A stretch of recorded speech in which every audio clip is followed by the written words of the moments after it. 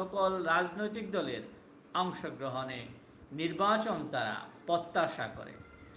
কিন্তু সকল রাজনৈতিক দলের অংশগ্রহণে নির্বাচন কি প্রত্যাশা করে জাতীয় নাগরিক পার্টি তথা সরকারের কিংস পার্টি কিংবা সমমনা রাজনৈতিক দলগুলো?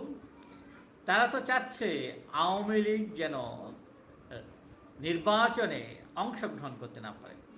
শুধু আওয়ামী লীগ নয়, তাদের দাবি আওয়ামী লীগের সাথে যে আরও 14 দল আছে, জাতীয় পার্টি সহ, তাদের কার্যক্রমও নিষিদ্ধ করা হবে। এর মানে আওয়ামী লীগ এবং 14 দলের যদি কার্যক্রম নিষিদ্ধ করা হয়, 14 দল, এই দলগুলো আগামী নির্বাচনে।